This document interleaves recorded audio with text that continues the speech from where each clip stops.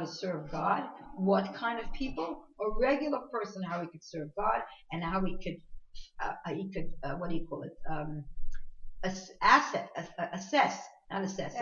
Access his kaiches exactly.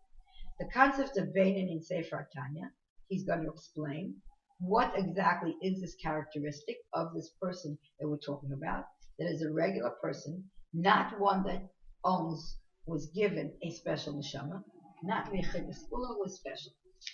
And the purpose is here, um, the purpose is here is that you should act like a regular person that sometimes keeps mitzvahs and sometimes sins. But this is a person that is, he uses the words mimatzeh, means that he's able to litzot, he's able to pull out. Yeah? What's a good word for it? Yeah, it's like taking out the good in the orange. It's to take out the juice in the orange, right? It's basically to access and to take out the best that he has in his potential, exactly, in his spiritual potential, and to reach a maximum that can be demanded from a regular person. Mm-hmm. But in Indian, he's a regular person. He's a regular person, but has a lot of potential, and we're trying to help him use his potential to the fullest. Because that's what we know, that we don't get punished for being what we cannot be. We're punished for not being the greatest person we can be, right? Right. Nobody has to be Moshe Rabbeinu, but we have to be whatever the best we can. And this is really the whole kavanah of Sefer Tanya. This is the purpose, to reach the Hagdara, the you called it before, basically the definition, yeah, and not only to look at something the way it is today, but to look at a person and look at life as what is their potential.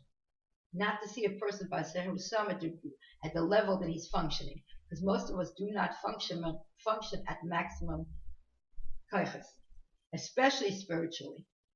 And therefore, Tanya is going to teach us how to do that. And the way Chassidus explains it, there's something called a shem etzem, which is a noun, and then something called shem hamushal, which is like an adjective or a ti'ur, which is a kinui, a name that he's called. So there's something which the person really is, and then there's something in which he is denoted. Is that what you call it? Given this name, he's named that way. It's his nickname. But it's not the real thing. So most of us, people see us as, in a way, nickname is how we are acting, on what level we're functioning, rather than seeing us as who we really are and what we can be. So we find that every single word that is explained in Tanya, therefore, is really shayach. It's something that you can expect out of every person, no matter what condition or what level he's on. And the Rebbe is trying to teach us how we can advance ourselves and to use out and to like I said, access his kaiches in the best way to be able to serve God. So that's why it's called that's what's called Sefer Shel Beinin. So nobody could say, I'm sorry, it's not for me, this is for good tzaddikim. No, it's good for each one of us. In the next line that he says here, that it is melukot, it is mipi Svarim, Pisofim, Dosha Elam, Nishmas, and Adam. But it is something that is compiled from books and from writers that were very high. Dosha Elam that are Doshim, and their Nishmas and Adam, that their souls are in Gan Eden today. In other words, some very great tzaddikim that passed on. It says it is Mekubal. It's a Kabbalah by Chassidim. This goes on. Who does the Rebbe refer to when he talks about Svarim? He's talking about the Rambam and the Maharal. Tanya is basically based on these two gedolim. And some say that it's also the Shalach HaKadosh. When he says Svarim, it means it's a Shalach HaKadosh. And Ula Divrehem, Baal Peh, Shal Marenu, Baal Shem Tov, Talmida, Rabbi Magid Mish. Shalach Chibru, Svarim Ba'atzvam.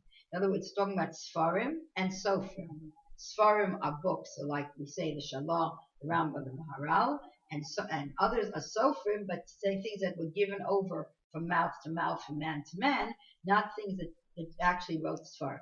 The Baal Shem Tov did not, and so too is the Maggid of Mizrich, but just their students wrote what they said. And therefore, they're considered sofrim. They are writers, but not from the Sfarim. And on them, basically, the Sefer Tanya is based. Okay. Then what's the Rebbe writing? Look at me, piece from piece of from Tosha Elish, what's Adam Yusa or Pasuk, and this whole Sefer Shabbain is what? It is based on the Pasuk Yikar V'Lecha Davar Ma'od, that the thing, the Avodas Hashem, is close to you, and we're going to explain it B'derech Haruch Tzara in the long way and the short way. Okay, so what does it mean Kara Ma'od? It's very close. So he says that it is based on the Pasuk Yikar V'Lecha Davar Ma'od, right? This Pasuk is in Parashat Nitzavim. And it comes as a hemshach, as a continuation of the psukim that before that Hashem says, Ki mitzvah zos asher anochi mitzavta hayom, this mitzvah that I am commanding you today, lo niflesi mimeka v'lachakiki, it's not something that is a pella and far from you and wondrous, and not far, lo b'shamayimi, it's not in the heavens, and no la'iva layam, and not across the seas, kikar v'lachadav mod fichon vav but it's something close for you, that could be done in your mouth, in your heart, and in your deed. So he's saying, this means that this mitzvah, what is the mitzvah he's talking about? The entire Torah mitzvahs, all of it is called mitzvah, when we talk about all Torah mitzvahs. Krovim, they are close, and kalim ma'od levitzua, they're very, very easy to keep. For each and every one, achad v'achas, for every man and every woman, lecha means to every human being. And these haros of the Torah, at Torah, Hamas is lasoso. These haros of the Torah, these directives of Torah, are something that could be done the Maisa, and they are also yeshel kaimim b'dibur, and there are those mitzvahs that have to do with speech, and there are those that have to do with heart. Right? Mm-hmm. Basically, there are mitzvahs that we do with deed, with speech, and with heart. All of these are something that can be done. So kara v'alecha, all of these mitzvahs are something that every single Jew, man or woman, young or old, can do. And then the Rebbe continues, and he says, Levar Heitev, he's going to explain, how is this so close? So he's explained that it seems like the things are not so close and not so easy to be done. It's not so easy to be able to overcome the different tests we have and all the difficulties that we have in Kiyum and Torah mitzvahs, whether it's Kashrus, whether it's Shabbos, whether it's Niyas, each one has something that is difficult for them, or a lot of things that are difficult for them. And each time it comes up, Hashem puts in our way nisyanis. And to say that they're easy is something that is not so easy to understand. And even more, what's even more difficult, it says, Bolvavcha, in your heart. There are mitzvahs that have to do with the heart. Like belief in Hashem, Amunah, Achdus, the unity of God, Avaso, loving Hashem, Yerasai, fearing Him. That these are the first mitzvahs that the Torah, according to the different mitzvahs that are mentioned in Torah, there are priorities. And the first ones that are mentioned are there are two people that I know. The Rambam does it, and the Sefer Chinuch does it. Yeah. Right? Yeah. So both of them, these are both considered the first mitzvahs that are, in other words, in their importance, are the mitzvahs that have to do with the heart. Okay? How can a regular person that doesn't want to fool himself and live in fairyland, in ishlayot, in illusions, right? How could he reach love of Hashem, as an example, when his heart in nature is really pulling him towards physical things, right? He loves to eat, he loves to sleep, he loves to make a lot of money, he likes to be accepted and honored by his friends and in society. How could he affect himself and change himself that he shouldn't be pulled to all of this, but that he should just love Hashem? He should love just Hashem. And especially, according to the Rambam, we know that just like water and fire cannot be in one vessel, the same thing, it cannot be that in one heart there should rest one who believes in loving God and fearing God, together with loving this world. You either pull towards physicality or you pull to spirituality. They are contradictions like fire and water. So they cannot rest and dwell in one heart together at the same time. It's either this or this. That's what we say. When this one goes up, this one goes down. When a person's into Gashmias, it's harder for him at that point to feel the spirituality. When he's davening and and he's there, he should not be pulled to physicality at that time. And we know that loving this world is something that is in the nature of every single human being. And how does he get himself away from that? To love and fear just God, and that's it. And the Torah tells us that this thing is easy. Not only easy, it's not only karov, but it's karov ma'od. Something that's close. It's very, very close for every human being to be able to just push away his love for spirit, for physical things, and instead really feel just we have to have it in nature too. Okay, we'll see. Therefore, it's very important for us to learn this whole concept, to explain it. And when a person understands it well, then it's going to be an answer to all the difficulties and all the nisyanis that come in life. Because this is the whole secret of Golas, and the whole secret of what we're going through. When a person in his deep heart is 100% sure, when in his heart he's going to be connected only to Hashem, and he's going to recognize and feel that this is the only truth and the goodness of life, and this is life, then how would he in the world become impressed with difficulties?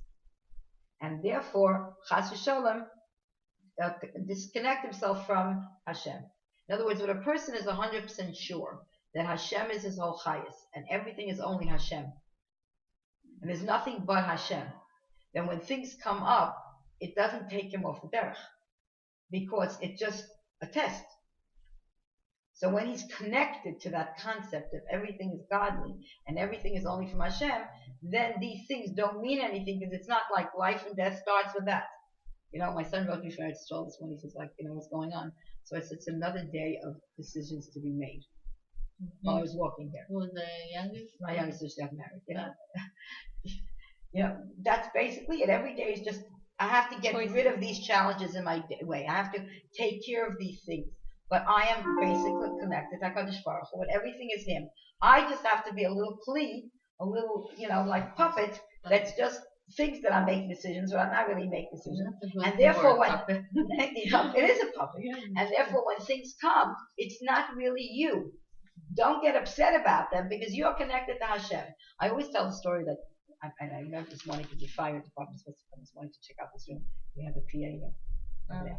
So, but they used to come to the building, and I had many times they came in and started evicting us and I saw all these, all of a sudden you see 5, 6, 7, 30 people walking in here with their, and all I did, I walked, okay, here again, Hashem, I said, Rebbe, it's your problem. You told me to move in, it's your problem. But in life, that's what you have to do, and you take care of it, and you don't let yourself get impressed by it. You do what you have to do, but without any, I don't want to say without any feeling, but don't let it, it's another day's work. It's another paperwork I have to take care of. It looks like complicated. I'm sitting in court and wasting my day there, and I don't know what they would tell me because they came without a lawyer. I don't know what to say. I'll worry what to say later. Whatever the Rebbe puts in my mouth, that's what I'm going to say. Whatever Hashem puts in my mouth, that's where I'm going to go. But if you go with that attitude, then it doesn't affect your heart. It doesn't affect anything. You just do what you have to do. So that's what he says here. That when a person understands that he's really connected to Hashem, and that this is an answer to all his nisyanis and all his kishurim, all the difficulties in life and all the nisyanis. Because he knows that he is connected onto Hashem. And this is the secret of the strength of Hasidei Chabad, that we're able to withstand all the different tests and the difficulties in the Soviet Russia, even in the hardest times, talking about jail, of starvation, of interrogation, of fear. And they went with a serious nefesh that didn't stop throughout the long years, without giving up even a tiny bit of Yiddishkeit, even what we call kaitze shel yud, even the little dot on top of the yud in Yiddishkeit, as we know. And others, as great as they were, they didn't have that strength. Because you have to be connected spiritually, not only a Talmud Chacham, not only a person that keeps Torah mitzvahs, but spiritually connected in such a way that that Ein Lod Milvado, there's nothing except for this, like we know. And the tachlis, the mission of Chassidus is to be able to infiltrate and to the Yiddishkeit into the person in such a way B'tzura kazu, in such a way that he's going to feel that there's nothing else there.